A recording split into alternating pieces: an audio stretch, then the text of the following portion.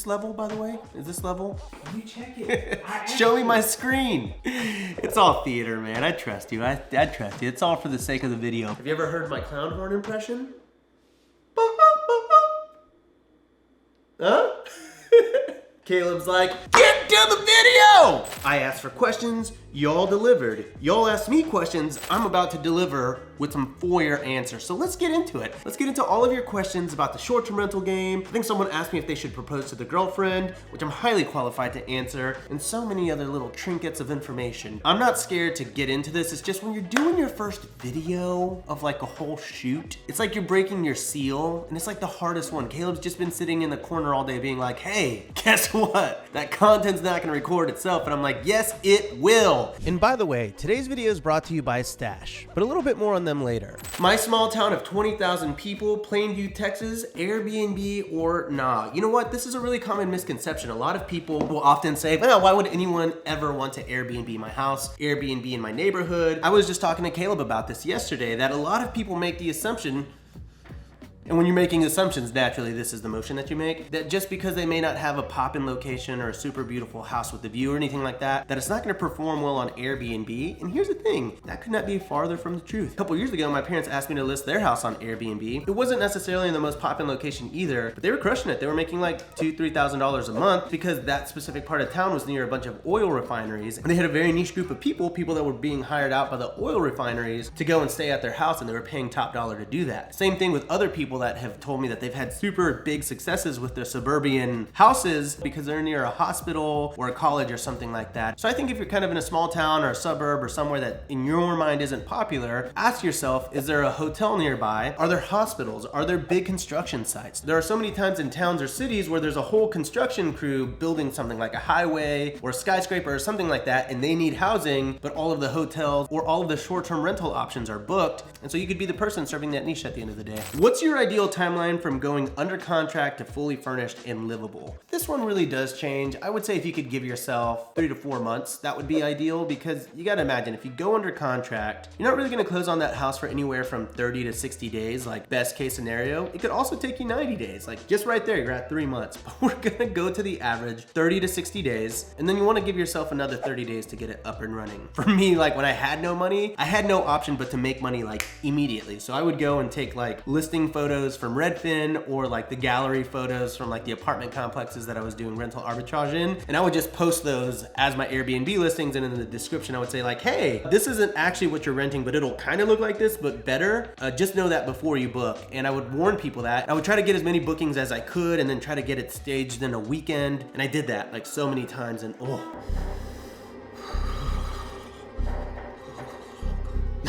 No!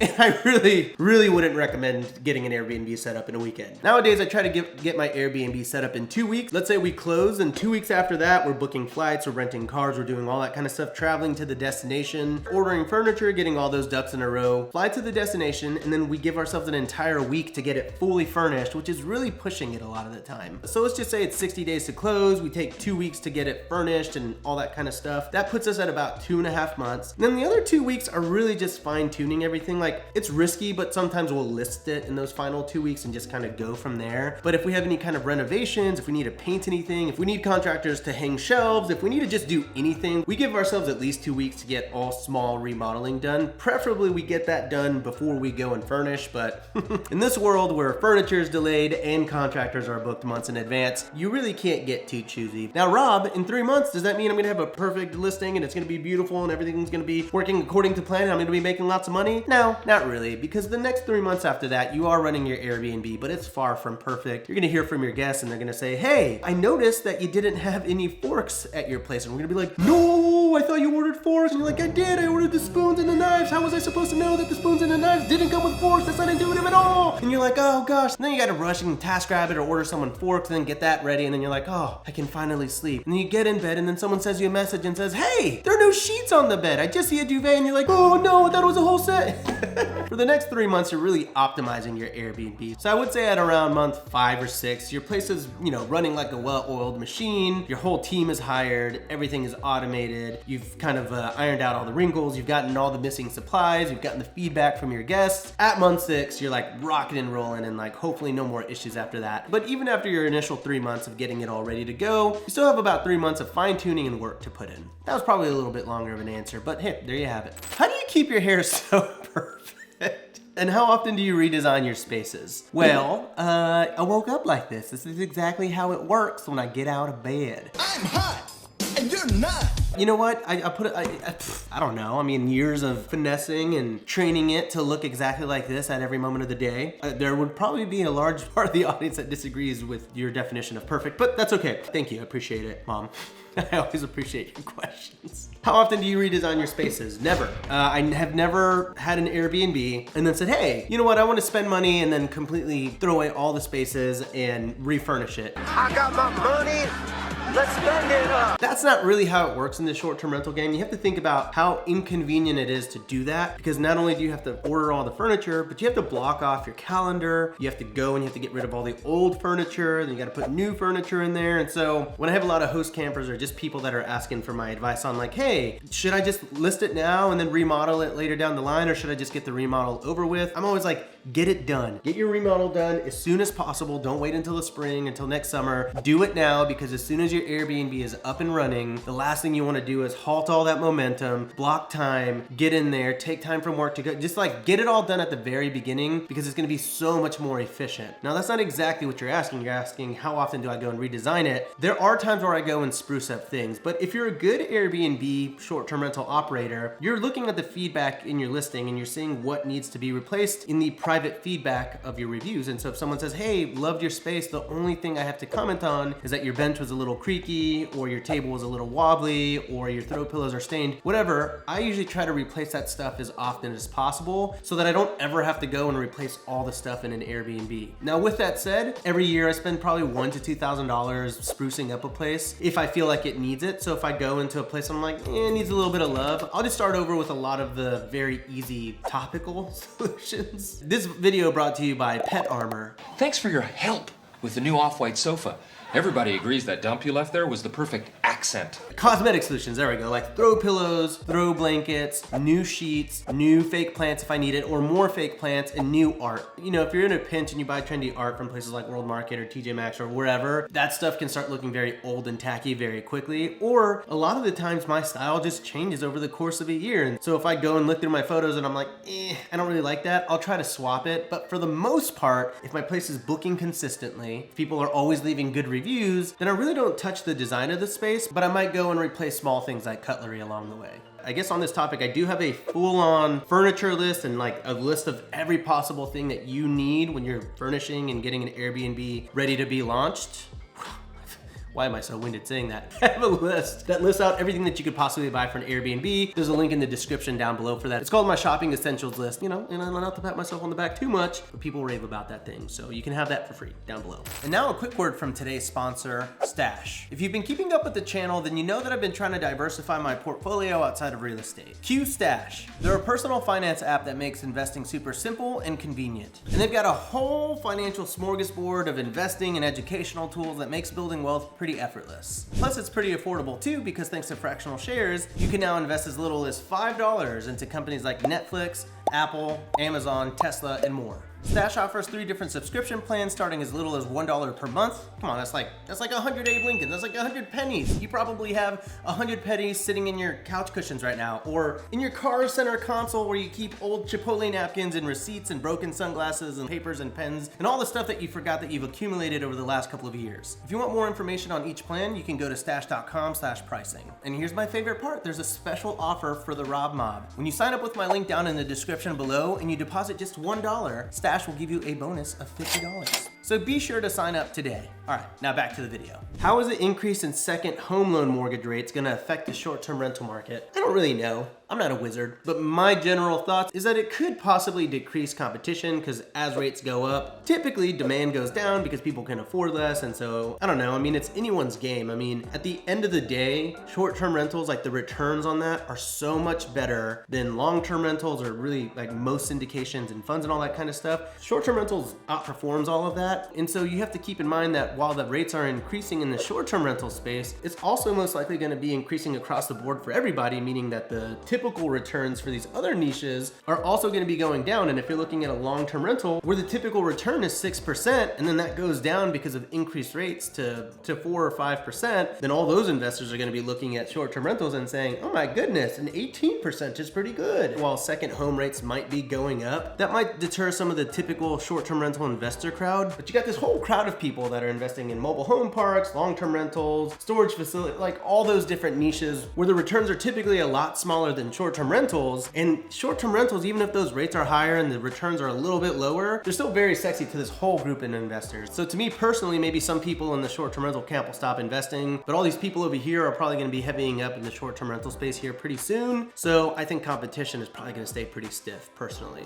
But I don't really know. What do y'all think? Like, honestly, give me your POV in excruciating detail because I'm genuinely curious what other people think. How do you protect yourself from squatters? When they're squatting in my house, I go to their house and squat. So it's kind of like an eye for an eye kind of thing. Where do you start when doing market research? How do you confirm a potential market? There's a few different ways I do this. When I'm looking for a potential market that I'm researching, it really starts less with the profit side of things and more with the property that I have interest in visiting, somewhere that I aspire to go to or somewhere that I've aspired to have a vacation home in. For example, I hear really great things about Sedona. All the photos are super beautiful. It's by the Grand Canyon, the landscape, the topography. So that would be a place in which I'm interested in. So then I go and then I'll verify what are people going for. Is there a national park nearby? Is there a state park or a national forest or anything like that? If there is and that's all starting to look good, then I might want to verify that a little bit. And I'll probably reach out to a couple of realtors over the course of that week to see which one of those realtors actually know anything about short-term rentals. So, you know, any realtor in Sedona is gonna be like, yeah, it's great, it's very popular, it's beautiful. Yeah, I'm sure short-term rentals will do great here. And I'm like, do you know what a short-term rental is? Well, I mean, I've heard of it. Okay, next, right? And I'll try to find a realtor that actually connects with me on the short-term rental level. Now, I don't necessarily expect them to know as much about short-term rentals as I do, but I still want them to know a little bit so we can bounce some ideas off of each other. If that research sounds pretty good, if I feel like, you know, there's something there, I'll then go and verify even further and I'll go into Airbnb and I try to start calculating how much these properties make out there. So I scour all of my competition, really try to see who I'm up against as far as quality, size, the amount of listings, what's the saturation level, what's the quality of the marketing for those listings, are they taking professional photos, do their listing sucks, are they only writing one sentence for the listing, all that kind of stuff. If that starts looking good, then I'll go into Redfin or Zillow. I prefer Redfin. I'm team Redfin. They don't pay me, but they should, honestly. What do you prefer? Do you prefer Zillow, Redfin? Like, does everyone like one more than the other? I don't really know, but I'll go into Redfin and then I'll start seeing how much stuff costs. And if everything seems like very expensive or like very competitive, then I run my numbers through AirDNA to kind of get a sense for how much that property is gonna make. If you wanna sign up for AirDNA, I'll leave a link down in the description below. And that helps give me a gut check on if it's worth pursuing this market. If all that looks good, then I really try to find a host in the area and find out, are they crushing it? How much money are they making? How transparent are they gonna be with me? I usually try to find people through Instagram or through like Airbnb forums or Airbnb groups or through the host camp group. There's an exclusive Facebook group for host campers. You have to be a host camper to be in it, and I'll try to get information from there. And so once I kind of verify that people are making money out there, like what the seasonality is or how often are people booking, all that kind of stuff, then I'll go and sort of do all of this again, start running true due diligence and doing true research on this. This whole process that I just described could take me anywhere from 1 to 2 weeks to just do initial discovery on a market. If it starts looking good, then it could take me another 2 to 6 weeks to really go all in. And then sometimes, you know, that's just like generalities there. Sometimes I can find a house and be like, that's the one, and go and make an offer that day. Happens all the time. So there isn't like a really rigid process here. My process changes every day. Honestly, a lot of this comes down to what visceral reaction I have to the house. Like if I see a house, how much do I love it and how can I make that deal work? But if you want something a little bit more laid out for you than that whole process that I just talked about, that's what I do. I get way more in depth in this process in HostCamp. So if you're interested in joining my 12-month mentorship program, you can go to hostcamp.com or hit the link in my description and see if my Airbnb program is a good fit for you. Can you buy an investment property with a 10% down loan? No, you cannot buy an investment property with a 10% down loan. Investment properties are gonna cost you anywhere from 15 to 25% down. But you can buy a vacation home with a vacation home loan or a second home loan, and that's gonna require 10% down. Now there are some stipulations on this, okay? Read up on your Fannie Mae guidelines and everything like that, but the guidelines stipulate that you have to occupy the property for a portion of the year. Now a lot of the times the brokers that are offering this loan type wanna see you staying at that property for a minimum of 2 weeks out of the year. But short-term rentals are a permitted use of second home loans. So this is really perfect for those of you that wanna crack into the Airbnb business, but you also want a home that you want to, use for part of the year. Is it possible in 1 year to buy into 5 vacation homes using second home mortgages for short-term rentals? All right, a lot of questions on the second home loans. That might be a little ambitious. There are some limitations with the second home loan, but let me just kind of like break down what I know. Talk to your mortgage professional because this is not mortgage advice. But effectively, you can have more than one second home property under your name, but it has to be a different market. So you really have to look at it from the underwriter's perspective. If you say, hey, I've got this second home in Mammoth that I'm gonna be traveling to because it's my vacation home. Underwriter says, yeah, that makes sense. That's a few hours away from Los Angeles, whatever. We approve it. But then if you said, hey, I want to buy a second vacation home in Mammoth, they're going to say, well, you already have one vacation home there. Why would you need 2? Why? Because I gotta. And so that kind of logic really applies across the board, right? So if you buy a place in Gatlinburg, Tennessee, that's one market, right? But if you want to buy another vacation home in, let's say, Asheville, North Carolina, that's an hour and a half away, you might get away with that, but your underwriter might say, not so fast, pal. That's pretty close to Gatlinburg.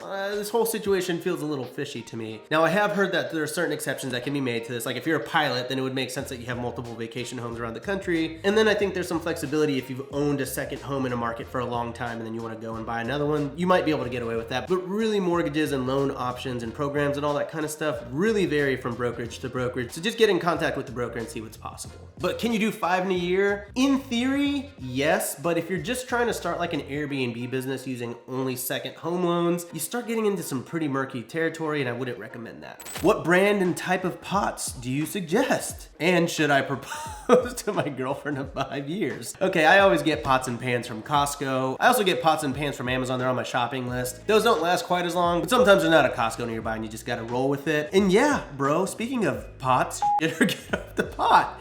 If you've been with someone for 5 years, I feel like if you're like asking, should I propose, and you've been with them for 5 years, I think you should do it. I mean, unless the reason that you've been with them for 5 years and you haven't proposed, because deep down inside you know that you don't want to be with them, but I don't think we're gonna do that today. I think today is a day that you say, you know what, it's time. I love her, she's great, she supports me, she's brilliant, she's beautiful, and she's all those things. Get on a knee and put a ring on it. All right. Next, I've got $300,000 to use for my Airbnb journey. Once I graduate from HostCamp, what's my first move? Man, so many options on this one. $300,000 theoretically, if you did the second home loan thing, you could go and put down 10% on a $1.5 million house. I mean, I think if you're just graduating from HostCamp, I'm not gonna push you into a $1.5 million house. But for me, I like taking big swings these days. I'm really investing in more luxury. If you're getting started out, I think you could go and buy a house for anywhere from $500,000 to $1 million. So if you did a second home loan on that, that would be anywhere from $50,000 to $100,000 as your down payment. Even if you did an investment loan, that would be anywhere from $100,000 to $200,000, and you would still have $100,000 left over to fully furnish it, do any kind of remodeling or any kind of touch-ups to the paint, changing out cabinets, anything like that, and you could have a fully functional Airbnb. Now, if I had $300,000 liquid, what I would probably want to do, I would probably go and find a place that's like $500,000 to $800,000 that's on some amount of acreage, let's say 5 to 10 acres, and I would do a land hack. So I would rent that house on Airbnb, and then on the other 5 to 10 acres, whatever you can find, put like an Airstream or 2 Airstreams, because you can start creating multiple sources of income from that same property. So imagine this, you're at $500,000, you put 20% down, that's $100,000, and you're barely at like a 12 to 15% cash on cash. Imagine putting an Airstream on that same property and grossing another $30,000. Now let's say you didn't buy that Airstream cash, you financed it, and your note on that is like $300 to $500 a month. Let's say you did that again, so you have 2 Airstreams on this property now that are grossing you an additional $60,000 on top of the other property. Your cash on cash return will go anywhere from a 12 to 15% to like a 40, 50, 60, 70, 80% super fast. Because the more streams of income you can have on one property, the higher your return is gonna be in the end. Now, there's a lot of permitting and regulations and stuff like that that could get in the way. So if you really wanna go about this the more traditional way, I would try to get into a house that, let's say, is $500,000 to $800,000, and then go and actually build another unit on that property. Maybe it's a tiny house, maybe it's a small house, doesn't really matter. But again, it's the same concept. If you can make two forms of income off that same property, your returns are gonna go through the roof. It's gonna take you some time though. Didn't say this is gonna be fast, but that's what I would do. Do you speak Spanish, Roberto? Sí, señor. Yeah, I do, fluently. But I mean, it's a little rusty, but yeah, I do speak Spanish. And boom, that's it. That is today's AMA. Thank you so much for tuning in. If you made it this far, you are a super fan. And if you're a super fan, let me know down in the comments below, because I want to know you. I want to get to know you. I want to court you a bit, and I want to marry you. Just got to talk to my wife about it first. Anyways, thank you so much for tuning in. I'll catch you on the next episode of Raw Built or on the next episode of Bigger Pockets. Thanks so much. Remember, leave your questions down below, and I'll try to incorporate them in the next AMA. All right, see you later.